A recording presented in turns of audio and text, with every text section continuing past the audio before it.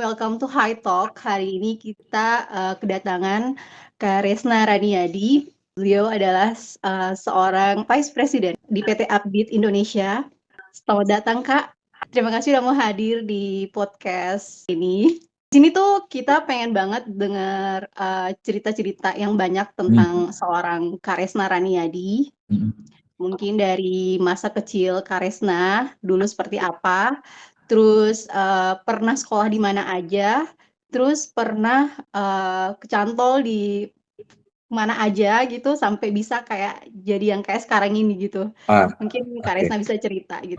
Jadi pertama-tama terima kasih buat waktunya.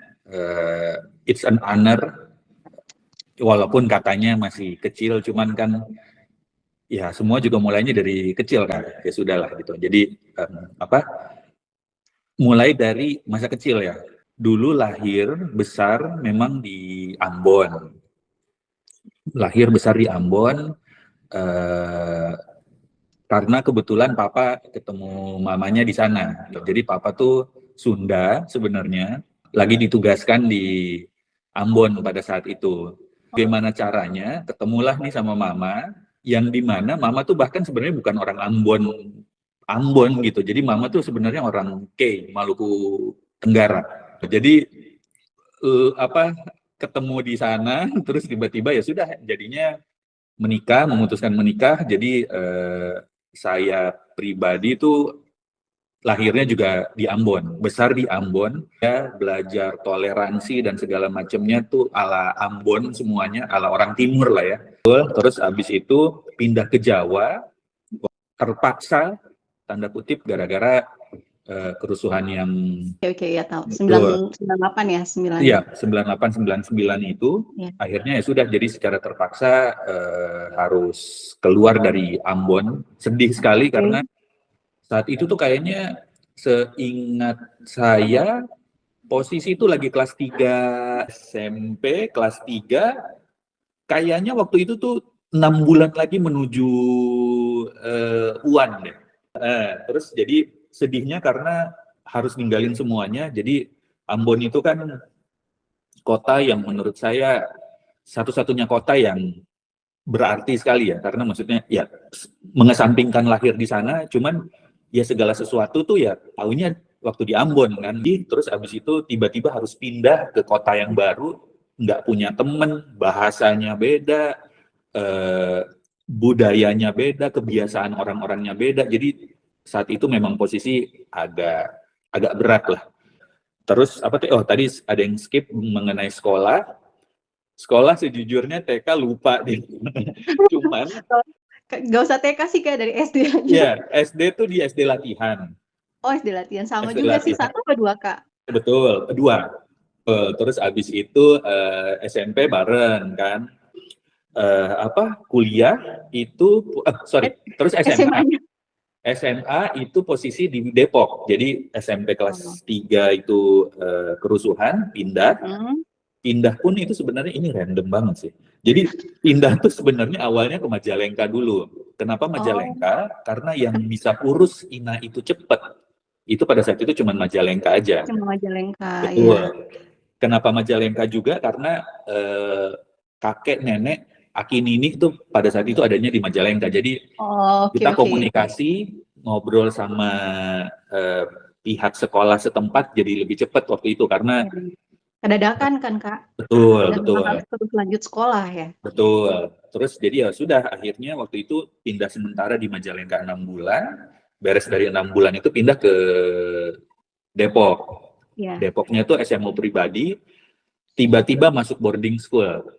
Jadi tiba-tiba masuk boarding school, asrama, isinya cowok semua. Jadi jadi waktu itu ya sudah, jadi hidup SMA tuh hidup ala-ala asrama aja. Jadi yang bangun jam 5, terus diberesin tempat tidur sendiri apa dan segala macam. Jam 6 itu kita sudah jam setengah 6 atau jam 6 kita udah masuk kelas, terus keluar sarapan, habis sarapan sebentar break, terus masuk lagi kelas terus sampai malam. Jadi SMA-nya agak capek. Terus libur ya seperti biasa Sabtu Minggu itu kita boleh keluar asrama lah. Itu udah nggak pindah-pindah lagi Kak? Padahal aku dulu tuh pernah sempat dengar Kakak tuh katanya sekolah di JIS ya. Oh enggak. Enggak ya? Enggak. Jadi benar-benar Sponsor? di situ dong. Jadi iya internasional tapi bukan JIS lah. Oh, Kalau dulu tuh SMU pribadi sampai sekarang sih, harusnya masih sampai sekarang itu sekolah dari Turki ya. Itu beres SMA berarti kuliahnya di Pajajaran Bandung. oke. Ambilnya ilmu komunikasi, spesifiknya manajemen komunikasi. Ya. Bagian ini tidak patut dicontoh ya. Jadi Kenapa, karena Kak? tidak apply untuk semua orang. Jadi kondisinya saya termasuk mahasiswa yang agak bandel dulu. Oh Bandel gitu. tuh jadi gini. Sebandel apa sih, Kak? Gak Sebandel mungkin bandel deh kamu Karesna betul. ini. Jadi gini. Jadi kondisinya kuliahnya bener 3 tahun. Pas tuh semuanya flat sama. Mulai keteterannya ketika pas masuk skripsi, pas juga mulai kenal dunia kerja. Oke. Keselipnya itu gara-gara kan kalau kuliah tuh ada apa KKN, bukan KKN, sorry, praktek kerja itu loh, praktek kerja lapangan. Ya. Nah waktu Magang itu gitu. betul, jadi magangnya itu waktu itu di hotel Papandayan. Terus dari situ handle sales and marketing. Sudah ketebak, enak dan apa segala macam. Terus pas PKL beres, sempet extend beberapa bulan lagi karena ya enak aja gitu. Jadi pada saat itu mikirnya bukan soal bayarannya, tapi memang pengalamannya kan gitu. Jadi Pengalamannya. sempat extend dulu beberapa bulan. Beres dari situ, lanjut kerja lagi. Jadi gara-gara PKL di hotel tadi, kenalan sama orang media. MNC, kalau sekarang saya nggak tahu masih ada apa enggak ya, cuman pada saat itu, MNC itu punya biro di tiap daerah. Nah, waktu PKL di hotel itu kenalan sama orang media ini, biro Jawa Barat ini MNC. Oke. Terus ya sudah masuklah ke situ. Nah, pada saat itu mereka nggak masalah untuk hire anak kuliah lah gitu, walaupun Yang memang belum lulus ya. betul, walaupun grade-nya memang tidak sebagus, tidak setinggi yang memang sudah lulus ya. Bablas aja semuanya. Bablas, skripsinya di apa? Ya udah nggak diurus lah gitu. Gara-gara keenakan kerja. Betul, karena keenakan kerja sampai 7 tahun. Jadi flat dihabisin sampai 7 tahun, baru ditelepon dari kampus, ini skripsi mau dilanjutin nggak? Mau dilanjutin atau enggak? Udah itu udah paling parah lah gitu. Jadi ya sudah dari situ memutuskan untuk berhenti dulu sebentar, rehat. Jadi kayaknya 1 semester terakhir itu fokus untuk beresin apa? Skripsi. Fun fact, nggak fun sih, karena ini berbahaya sebenarnya. Jadi hari itu saya sidang skripsi, kalau besokannya itu nggak lulus, hari itu nggak lulus, besokannya tuh DO. Karena deadline-nya itu sudah hari itu. Ya udah, jadi intinya adalah pada saat itu lulus, mungkin karena dosennya juga sudah muak ya. Ya udah kita buang aja nih masalah kita gitu. Dia masih ada di sini. Gitu. Nggak gitu juga kali, Kak. Betul.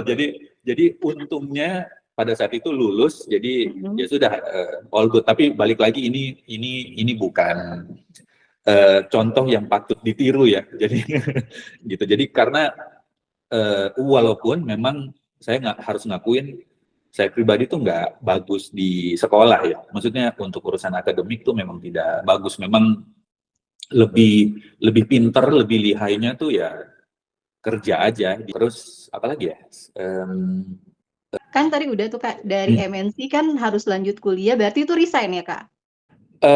Enggak. Jadi waktu itu kalau nggak salah hitungannya karena 1 semester tuh 6 bulan ya, 6 bulan itu berarti ya udah unpaid leave aja hitungannya. Jadi masih tetap membantu, betul, tapi udah nggak kayak orang apa kerja beneran lah gitu. Tapi secara status masih jadi karyawan. Betul, masih karyawan MNC. Terus setelah itu, di sana Kak?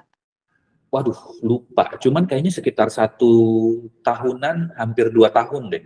Oh lumayan lama. Dari setelah lulus kuliah itu ya Kak ya? Lulus kuliah itu betul gitu. Tapi walaupun sebentar, tapi kan waktu di MNC itu pengalaman pertama di dunia kerja ya. Kebetulan dapat mentornya ada 2 orang sampai sekarang saya pribadi tuh masih sangat bersyukur bisa kenal sama dua orang ini ya. Maksudnya karena gara-gara mereka, buat saya ada di titik ini tuh gara-gara belajar sama mereka pada saat itu. Jadi yang satu tuh ngajarin untuk nggak usah peduli mengenai siapa yang hire, gitulah kasarnya ya. Jadi istilah dia tuh simpel, maju membela yang bayar. Jadi siapapun yang bayar itu yang harus dibelain. Jadi benar. Jadi pada saat itu tuh benar-benar yang kayak, karena ada beberapa tawaran yang datang kan. Jadi waktu di MNC itu ada beberapa juga tawaran yang datang. Waktu itu saya tuh bingung, ini diambil apa enggak? Tapi di sini tuh nyaman dan apa segala macam. Dia tuh yang waktu itu saat itu ngajarin, nggak usah begitu angkanya lebih tinggi atau lu bisa belajar sesuatu dari situ, ya udah sikat aja. Karena sudah ada 1 poin plus kan, bayarannya lebih tinggi atau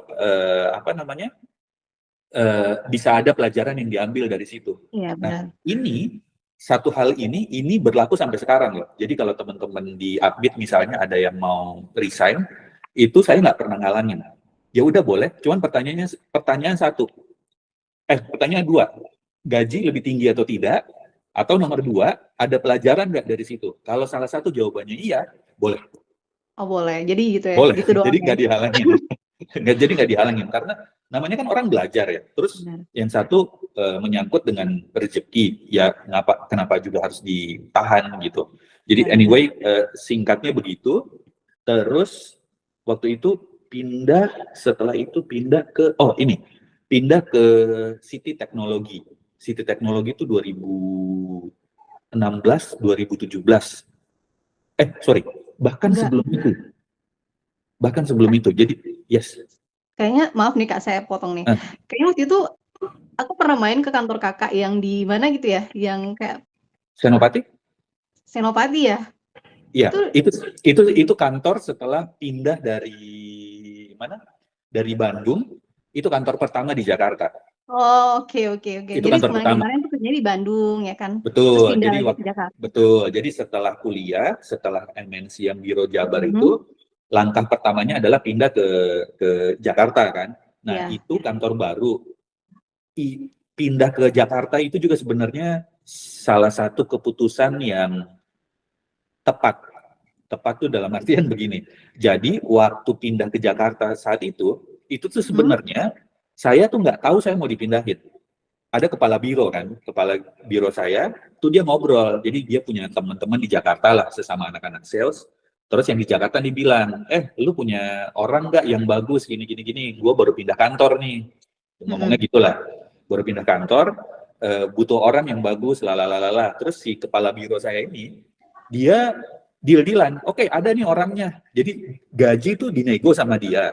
Terus posisi dan apa segala macam dinego sama dia tanpa saya tahu kalau itu barang dinego.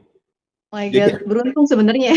Betul, beruntung. Nah, tapi waktu itu saya sempat nanya sama dia, jadi Kang, kenapa sih saya dipindahin lah gitu? Karena kan ini konteksnya yang satu media, yang satu ini digital teknologi kan. Tapi kan kita ngomongin mundur di 2000 berapa belas lah, bahkan gue juga udah lupa gitu kan. Bilang begini, kalau pada saat itu dengan talenta yang saya milikin, akan sangat sayang kalau posisinya terus ada di sana. Karena MNC itu sudah terlalu besar dan hierarkinya lumayan kencang nih. Jadi akan jadi mimpi buat gua kalau maksain terus ada di MNC terus pengen jadi manajer ke atas karena hierarki. Ngelewatin yang udah yang pasti bakal jadi. Betul. Kan?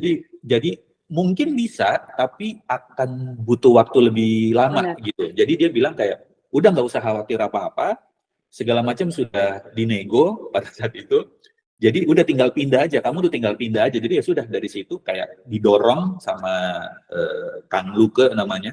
Didorong sama Kang Luko untuk ya udah pindah gitu. Jadi sudah itu langkah pertama pindah. Oh, sorry, ada yang skip. Jadi dia juga bilang di dunia digital teknologi ini tidak banyak orang yang punya capable. Posisinya karena waktu itu dunianya masih berkembang kan, ekosistemnya masih berkembang tuh. 2010-an itu ekosistem masih berkembang, nggak kayak sekarang kan. Jadi dia bilang kalau lu bisa nyolong start untuk paham ini barang lebih dulu, Berarti di saat barangnya jadi, ekosistemnya udah lengkap, lu itu termasuk orang-orang yang dibutuhkan. Dari situ memang terbukti sih. Jadi begitu pindah ke Senopati yang sisi teknologi, saya tuh ada pindah kayaknya 4-5 perusahaan dalam waktu yang cukup singkat. Jadi biasanya tuh 1 tahun 2 tahun pindah, 1 tahun 2 tahun pindah, 1 tahun 2 tahun. Tapi di bidang yang sama nggak? Tapi memang masih di bidang yang sama gitu. Jadi orang tuh sampai manggilnya tuh Resna tuh kayak kutu loncat aja. Jadi kamu nanya ke saya hari ini kerja di mana, ketemu lagi tuh bisa jadi pindah lagi. Udah beda. Udah beda lagi. Ya? Betul. Jadi tapi ya balik lagi ya. Karena kan pelajarannya tadi adalah maju membela yang bayar kan. Benar. Jadi ya sudah pindah aja karena toh angkanya lebih bagus. Terus pengalaman juga betul bertambah. Jadi ya udah gitu. Jadi saat itu waktu masih darah muda pada saat itu benar-benar memang kalau sudah lebih dari 2 tahun tuh memang saya pribadi aja udah ngerasa kayak gue tuh ngapain lagi ya, karena kayak semua tuh udah oke gitu, jualannya udah bagus, revenue-nya buat kantor udah dapet, udah apa dan segala macem, itu udah oke banget saat itu. Jadi kayak kalau lewat dari 2 tahun tuh malah jatuhnya jadi bosan, dan jadi memang sudah saatnya juga jadi mengesampingkan urusan bayaran, memang akhirnya harus pindah karena kalau enggak bosan nih. Gue tuh harus ngapain lagi ya, ini kantornya udah jalan, revenue-nya udah ada gitu, jadi pindah lagi, jadi perpindahannya kalau diceritain agak panjang, karena lumayan banyak gitu, cuman intinya gitulah. Jadi perpindahannya lumayan banyak sih gitu, sampai terakhir masuk ke Upbeat ini juga beda industri ya, cuman ceritanya berbeda lah nanti itu. Terus apalagi ya? Tapi gini Kak, sebenarnya sih kalau seandainya aku jadi kakak juga tuh pasti kalau memang ada kesempatan untuk bisa dapat gaji yang lebih besar dan pengalaman yang lebih baik, harus ambil sebenarnya karena itu kan kesempatan. Betul. Usia. Betul. Sayang banget kalau nggak diambil, karena kebanyakan itu rata-rata orang tuh males pindah-pindah kerja tuh karena udah faktor nyaman aja. Nyaman, betul. Padahal tuh sebenarnya juga yang udah stuck aja sebenarnya juga gitu. Betul. Tapi jadi setuju juga sih sama kakak. Betul. Jadi urusan nyaman tuh agak tricky banget karena takutnya begitu. Jadi gini, takutnya nyamannya sudah terlalu lama, terus kita nggak sadar bahwa kita sudah pakai waktu kita terlalu lama di situ. Benar. Jadi pas giliran kita dibutuhkan untuk pindah, kitanya jadi contoh jadinya mungkin sudah tidak di umur yang fit lagi untuk pindah ke kantor yang baru atau yang gimana. Jadi pada saat itu memang pikiran saya pribadi pun ya udah babat aja dulu karena toh memang masih muda juga kan. Nanti ketika kayak sekarang nih sudah mau kepala 4 baru baru stay lah di satu tempat. Cuman dulu tuh segala macam dikerjain segala macam. Ada tawaran ya udah, urusan nyaman tuh urusan belakangan lah gitu. Dan mungkin saya diberkati dengan kemampuan adaptasi yang cukup ya. Jadi maksudnya masuk ke lingkungan baru tuh bisa adaptasinya gitu, lumayan cepat lah. Betul, begitu. Oke, terus berarti ini itu awal kakak masuk di Upbeat itu posisinya sebagai apa sih Kak? Awal masuk tuh dulu, sorry, ini berarti mundur dulu sedikit aja. Mundur lagi, nggak apa-apa. Jadi punya waktu Kak. Jadi habis kerja yang pindah tadi, terus saya tuh pernah kerja di Path yang sosial media. Yang tahu. Masih ada nggak sih itu Pet? Sekarang udah nggak ada. Jadi memang aplikasinya juga sudah ditutup. Jadi udah lama juga sih aplikasinya kayaknya tuh. Sebenarnya lumayan lama. Cuman memang dibandingin kayak Instagram, Twitter yang masih hidup sampai sekarang ya memang itu dia hitungannya lumayan cepat lah gitu. Lumayan cepat ya. Ya jadi anyway masuk ke Path waktu itu, terus jadi sales. Jadi Path, terus 2 tahunan di sana, terus pada saat itu Path itu kan diakuisisi Kakao ya, jadi Korea. Jadi Korea. Jadi posisi bos dan tim-tim di sana tuh kebanyakan memang orang Korea. Terus sampai ada satu saat di mana PES itu di restrukturisasi, jadi ada beberapa yang diganti nih gitu. Jadi termasuk pada saat itu adalah CEO gua diganti. Terus dia jadi step down. Terus kita tuh saya dan beberapa tim yang lain merasa mungkin kita tuh kurang cocok juga sama CEO yang baru. Jadi kita semua juga memutuskan untuk ya udah kita juga udah keluar aja nggak apa-apa gitu. Jadi kita resign. Tapi bukan gara-gara bukan gara-gara berantem atau apa ya. Enggak, memang sesimpel pada saat itu CEO yang kita panut banget dia step down, jadi kita juga step down lah gitu. Terus ya sudah, kayaknya 1 tahun setelahnya deh. Jadi pada saat itu pas resign itu kompensasinya lumayan bagus tuh. Jadi saya kayaknya bisa hidup 6 bulan tanpa ngapa-ngapain gitu. Jadi waktu resign dari PET itu memang paketnya bagus sekali. Jadi ya sudahlah gitu. Beres dari itu sempat kerja dulu sebentar 3 bulan sampai sebelumnya si CEO yang waktu di PET ini nelpon. Terus dia bilang, gue buka kantor baru nih sekarang, gue pengen lu join. Sekarang lu di mana? Terus ya udah, aku cerita kan. Oh sekarang di perusahaan ini, terus punya tim berapa orang, ngerjainnya apa aja, lalalala. Terus saat itu pertanyaan dia simpel banget. Emang nggak capek jadi anak sales? Dia cuma jadi leader juga, tapi leader sales kayak. Jadi dia nggak, bahkan dia nggak nawarin posisi sales. Jadi dia cuma nanya, emang nggak capek jadi sales? Kantor yang sebelumnya. Yang sebelumnya. Oh iya, yang sebelumnya itu BD sama. Cuman memang sudah punya tim, sudah lumayan lah. Tapi pada saat itu pertanyaan dia cuma satu, emang nggak capek jadi anak sales? Udah ikut gua aja, gua bikin kantor baru nih, yang bisnis Upbeat Indonesia ini. Lu nggak usah jualan, dia bilang gitu. Cukup urusin kantor aja. Bilangnya begitu, urusin kantor. Ini jebakan sebenarnya. Jadi hati-hati itu. Yang terdengar enak belum tentu. Jadi waktu itu dia cuma emang, dan kan dia tahu ya, maksudnya berarti saya di dunia sales tuh kayaknya 10 tahunan ya. Nggak pernah sama sekali keluar dari dunia sales marketing, terus digital marketing yang gitu-gitu tidak pernah keluar dari area itu kan sebelumnya. Ya, terus ini tiba-tiba ada perusahaan baru, bener-bener nggak tahu harus diapain, ini dunia apa tuh kan kita waktu itu saya nggak tahu sama sekali. Betul. Ya. Jadi ya udah dia cuma bilang ya udah masuk aja, urusin kantor aja, dia bilang begitu kan. Oh ya udah, jadi kalau ngomongin titel pertama waktu itu business development. Oh, oke. Ya, jadi ya udah business development, kerjaannya waktu itu karena kita baru mau launching, jadi segala macam dikerjain lah. Segala macam dikerjain tuh. Jadi mulai dari, karena ini aplikasi perusahaannya juga dari Korea kebetulan. Oh. Jadi ya sudah translate ke bahasa Indonesia, tektokan dengan tim IT di Korea dan segala macam itu kerjaan-kerjaan awal lah gitu kan. Termasuk meeting sama regulator gitu kan. Awalnya itu business development. Terus setelah itu sempat naik jadi BDM, jadi Business Development Manager, sudah punya tim akhirnya. Itu pun kayaknya selang 1 tahun atau 2 tahun lah. Sampai yang terakhir ini jadi VP, gara-gara dilihat kerjaannya udah nggak ada hubungannya sama sekali sama Business Development aja.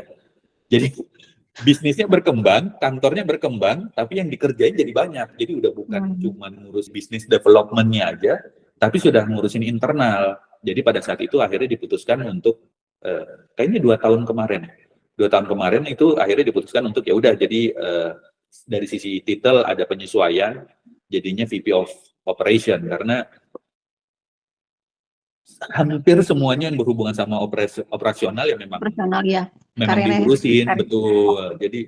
Jadi ya udah nggak nyambung gitu sebenarnya dari pertama. Tapi dia juga nggak salah loh sebenarnya. Karena kan dia bilang, udah ikut gua aja urusin dari kantor. Awal kan udah bilang sebenarnya kan. Emang nggak capek kerjaan jadi sales gitu. Betul, kan nggak capek jadi sales. Udah ikut gua aja urusin kantor. Ya dia juga nggak salah sih. Jadi Kayak sebenarnya gitu. kerjaan tuh lebih enak jadi sales apa lebih di yang sekarang ini nih lebih kompleks mana Kak? Kompleks tuh, ini susah ya kan. Gini, kalau sales itu deg-degannya tiap hari. Ya bener, Deg-degan target tiap gitu ya. hari, betul. Karena kan kita berhubungan sama angka, revenue kantor, pipeline, apa namanya, prospek dan apa segala macam. Itu Bener, konstan lah deg-degannya kan gitu. Jadi tapi ada enaknya karena kita ngurusin diri sendiri kan. bener. Jadi Kayak bisnis aja gitu kan? betul. Jadi kita sudah tahu bahwa oh target kita itu adalah X rupiah misalnya atau X customer. Sekarang posisinya di berapa nih? Kurang berapa? Kita udah tahu nih dan kita hanya ngurusin diri sendiri aja udah gitu kan. Nah, kalau di operasional ini sekarang agak beda. Deg-degannya memang tidak tiap hari, tapi sekalinya ada bikin sakit kepala. Oh gitu. Betul.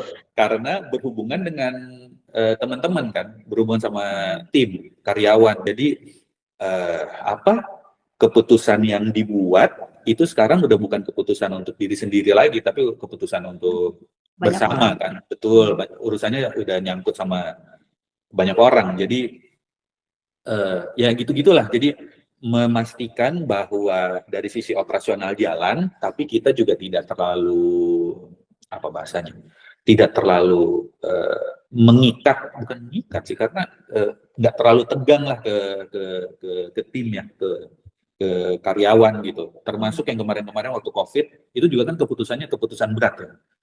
Memastikan bahwa operasional kantor jalan, tapi memastikan bahwa teman-teman juga sehat, selamat, semua ada di rumah gitu. Minimalisir datang ke kantor yang gitu-gitu. Jadi awal COVID tuh lumayan berasa lah. Cuman sekarang sudah all good. Jadi kalau tadi pertanyaannya plus minus lah. Jadi tiap hari yang satu mungkin tidak tiap hari tapi sekalinya ada bikin sakit kepala lah. Kira-kira nih, Kak Resna tuh pernah ngerasain ada di titik terbawah nggak dalam hidup? Terus gimana cara Kak Resna tuh ngelaluinnya gitu? Jadi ada dua hal, karir sama personal. Jadi waktu karir pada saat itu sempat dibikin terpaksa, sempat dibikin tidak nyaman karena memang mereka pengen lay off beberapa orang lah.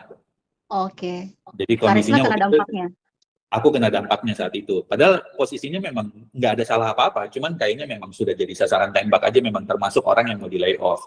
Cuman berhubung mereka tidak mau bayar pesangon atau apalah gitu mungkin, jadi ya dibikin tidak nyaman.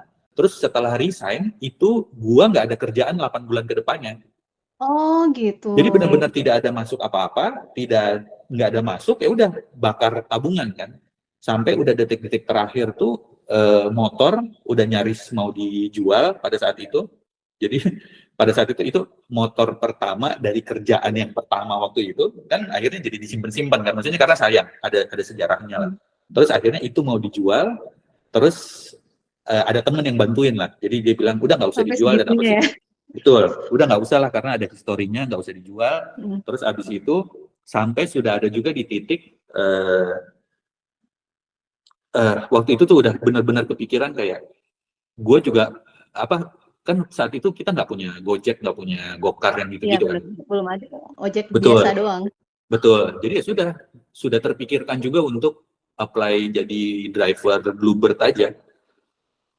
Sampai pernah ada Sampai kepikiran untuk segitunya, jadi driver. betul, sampai segitunya, sampai segitunya, sampai segitunya, gitu. Cuman ya sudah, gila, memang gila itu 8 bulan bakar semuanya kebakar aja itu habisnya tuh habis banget aja udah gitu. Karena beneran udah bingung kan, jadi kayak ya udah mana aja yang cepet deh gitu. Sedangkan kan waktu itu yang cepet kayaknya yang nggak perlu proses dan maksudnya mungkin butuh proses cuman tidak lama kan.